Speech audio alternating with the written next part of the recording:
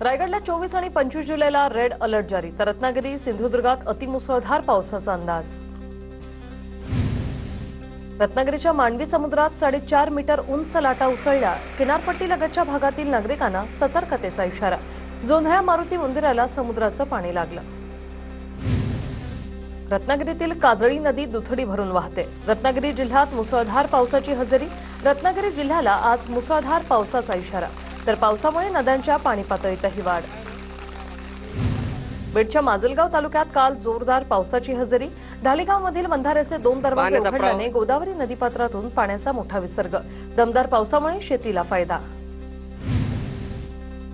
जालन्याच्या मंठा आणि परतूर तालुक्यात ढगफुटी सदृश पाऊस, शेतात पाणी साचल्याने पिकं पाण्याखाली गेली। आमदार बबनराव लोणीकर आणि अधिकाऱ्यांनी नुकसानग्रस्त भागाची पाहणी केली। लोणार तालुक्यातील 5 मंडला ढगफुटी सदृश पाऊस, शेतांना आले तलावाचं स्वरूप। शेतकऱ्यावर आली तिवार पेरणीची वेळ, तर वजराघाव, भुमराळा, कासारी येवतीमध्ये मोठं नुकसान। परभणीच्या सोनपेठ तालुक्यात नरवाडी शिवारात मुसळधार पाऊस, नदी नाल्यांचं पाणी शेतात शिरल्यानं मोठं नुकसान। जळगावच्या भुसावळमधील हतनूर धरणाचे 6 दरवाजे उघडले। धरणातून 1442 क्युसेकने पाण्याचा विसर्ग। धरण पाणलोट क्षेत्रात 133 मिलीमीटर पावसाची नोंद। जालन्यातील अंबड तालुक्यात मुसळधार पावसाची हजेरी। वडीगोद्रीसह आजूबाजूच्या परिसराला पावसाने झोडपलं। पिकं पाण्याखाली, शेतकऱ्यांची चिंता वाढली। खरीप हंगामातील कपाशी, मका, सोयाबीनसह इतर पिकांना फटका। सिंधुदुर्गात पावसाची संततधार सुरूच। जनजीवन विस्कळीत, हवामान विभागाकडून ऑरेंज अलर्ट। नागरिकांना सतर्क राहण्याच्या सूचना। परभणी जोरदार पावसानंतर खरीप पिकांना जीवनदान। दुबार पेरणीचं संकट टळल्याने शेतकरी समाधानी। वाशिमच्या रिसोड तालुक्यातील पिंपरी सरद गावाजवळ उतावळी नदीला महिनाभरात 2दा पूर। नदीकाठच्या शेतीचं नुकसान, नदीकाठचे शेतकरी हतबल, मदत करण्याची मागणी। वाशिममध्ये संत्रा बागेचं आणि सोयाबीन पिकाचं नुकसान, पुराच्या पाण्यामुळे शेतीचं मोठं नुकसान। हिंगोली जिल्ह्यात रिमझिम पावसामुळे कोवळ्या पिकांना जीवनदान। हिंगोली जिल्ह्यातील काही गावात चांगला पाऊस, मात्र काही भागात शेतकऱ्यांना मोठ्या पावसाची अजूनही प्रतीक्षा।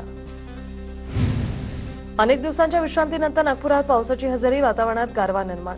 दरम्यान विदर्भातील अनेक जिल्ह्यात 3 दिवस पावसाचा अंदाज। ठाण्याच्या शहापूरमध्ये सतत जोरदार पाऊस, भातसा धरण 85% भरल्याने पाणी पातळीत वाढ। आमदार दौलत दरोडा यांच्या हस्ते जलपूजन करून धरणातून पाणी सोडलं। भुसावळच्या हतनूर धरणाचे 6 दरवाजे उघडले। 1442 क्युसेकनं तापी नदीपात्रात पाण्याचा विसर्ग सुरू। मध्य प्रदेश आणि विदर्भात पाऊस सुरू झाल्याने पाणलोट क्षेत्रात पाण्यात वाढ। सिंधुदुर्गच्या नापणे धबधब्यावरील काचेच्या पुलामुळे पर्यटनात भर। धबधबा पाहण्यासाठी पर्यटकांची तुफान गर्दी। भंडारा जिल्ह्यात पावसाने दडी मारली। धानरोवणी केलेल्या शेतात भेगा पडल्या। दुबार पेरणीचं संकट ओढवण्याची शेतकऱ्यांना भीती। अमरावतीत शेतीच्या वादावरून 5 एकर सोयाबीनवर फवारणी। मीरा 71 तणनाशकाची फवारणी केल्याने लाखो रुपयांच्या पिकांचं नुकसान। मांजरी मसला गावातील घटना। नंदुरबार जिल्ह्यात 15 दिवसापासून पावसाची दडी, पाऊस नसल्याने पिकांचं मोठं नुकसान। शेतकऱ्यांना चांगल्या पावसाची प्रतीक्षा। पुण्यातील धायरीफाटा ते रायकळमळा भागात वाहतूक कोंडीचं चित्र सुटेना। बंदी असतानाही जड वाहनांची वाहतूक सुरू असल्याने कोंडीचं प्रमाण वाढलं। वाहतूक पोलिसांचं दुर्लक्ष। छत्रपती संभाजीनगर पैठण महामार्गावर बिडकीन गावात रस्ता रोको। 100 फुटांचा रस्ता रुंदी करण्यास विरोध। 100 फुटी रस्ता रुंदीकरणाला नागरिकांचा विरोध। विजय घाडगे मारहाण प्रकरणी लातूर तुळजापूर महामार्गावर रस्ता रोको। छावा संघटनेसह सर्वपक्षीय नेत्यांनी महामार्ग अडवला। सूरज चव्हाण यांच्यावर गुन्हा दाखल करण्याची मागणी। माणिकराव कोकाटेंविरोधात शरद पवारांच्या राष्ट्रवादीचं आंदोलन। पुण्यात कोकाटेंविरोधात शरद पवारांची राष्ट्रवादी आक्रमक। शेतकऱ्यांकडून सक्तीची वसुली केली तर मी सोडणार नाही, बच्चू कडूंची बँक मॅनेजरला फोनवरून धमकी। मराठा आरक्षणासाठी काढलेल्या मोर्चाच्या पार्श्वभूमीवर सुरेश धस यांची निर्दोष मुक्तता झालेली आहे। मराठा मोर्चा केस त्यांच्यावर दाखल झाली होती आणि त्यातून त्यांची निर्दोष मुक्तता झाली आहे। कोल्हापुरात ठेकेदारांनी महानगरपालिकेला लाखोंचा चुना लावला। पालिकेतील अधिकाऱ्यांच्या खोट्या सह्या करून ठेकेदारांनी 85 लाखांचं बिल वळवल्याचा प्रकार। या प्रकरणी चौकशी सुरू। कोल्हापूरच्या इचलकरंजीमध्ये विद्यार्थिनीचा विनयभंग केल्याप्रकरणी 29 वर्षीय इसमावर गुन्हा। शहापूर पोलिसात गुन्हा दाखल। येवला शहरातील शनीपटांगण परिसरात दुचाकी चोरताना नागरिकांनी चोरट्याला पकडलं। बेदम चोप देत चोरटा पोलिसांच्या हवाली। दुचाकी चोरांचा बंदोबस्त करण्याची मागणी। कराड तालुक्यात 4 वर्षाच्या अल्पवयीन मुलीवर लैंगिक अत्याचार। आरोपी विरोधात कराड पोलिसात पॉक्सो अंतर्गत गुन्हा दाखल। आरोपीला पोलिसांकडून अटक। लातूरमध्ये छावा संघटनेच्या कार्यकर्त्यांना मारहाण केल्याप्रकरणी 7 जण पोलिसांच्या ताब्यात। अल्पवयीन मुलीच्या आत्महत्येप्रकरणी राजकीय हस्तक्षेप। सूरज चव्हाणला अटक करा, विजय वडेट्टीवारांची मागणी। नागपूरमध्ये साई कृपा फंडच्या नावाने महिलेकडून 19 महिलांची फसवणूक। आरोपी संगीता बडगयाला अटक। मानकापूर पोलिसांकडून अधिक तपास सुरू। बिडकीनमध्ये गौतमी पाटीलच्या लावणीला प्रचंड गर्दी। इमारतीवर उभं राहून लोकांनी कार्यक्रम पाहिला। पोलिसांचा बंदोबस्त असल्यामुळे अनुचित प्रकार नाही। गडचिरोली जिल्ह्यातील नक्षलपीडित 23 युवक युवतींना थेट पोलीस दलात संधी।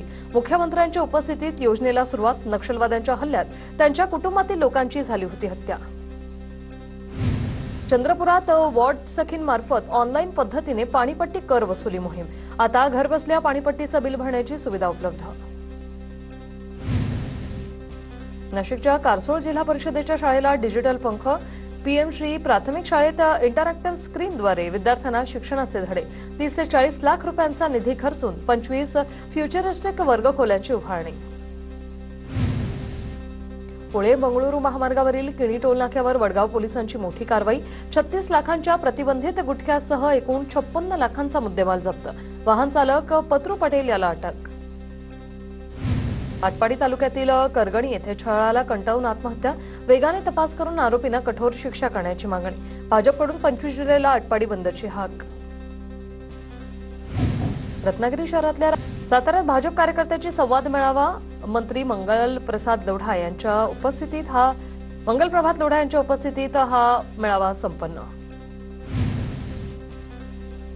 जालन्यात आमदार अर्जुन खोतकरांनी महावितरणच्या अधिकाऱ्यांना सुनावलं। वारंवार वीज खंडित होत असल्याच्या तक्रारीवरून अधिकाऱ्यांना सज्जड दम।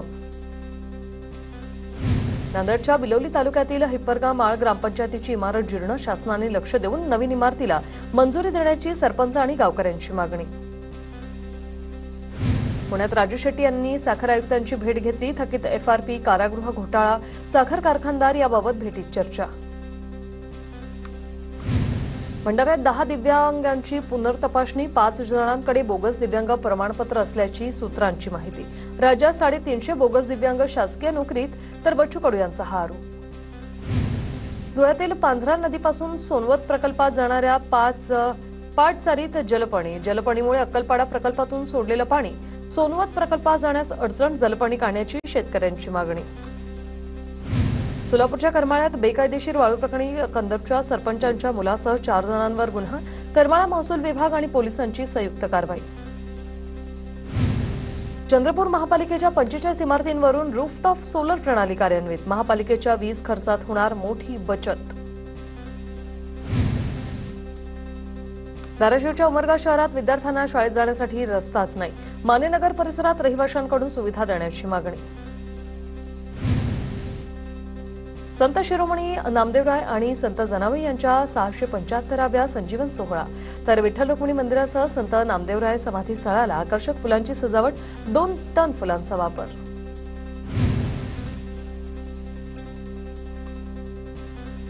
विठ्ठल मंदिरात आता पुन्हा एकदा व्हीआयपी दर्शन सुविधा सुरू झालेली आहे आणि या संदर्भात अधिक माहिती सध्या समोर आलेली आहे। मुख्यमंत्र्यांच्या हस्ते उद्घाटन होणार आहे। उज्जैन आणि काशीमध्ये अशा पद्धतीची सुविधा उपलब्ध आहे। व्हीआर गॉगलद्वारे महापूजा आता पाहता येणार आहे।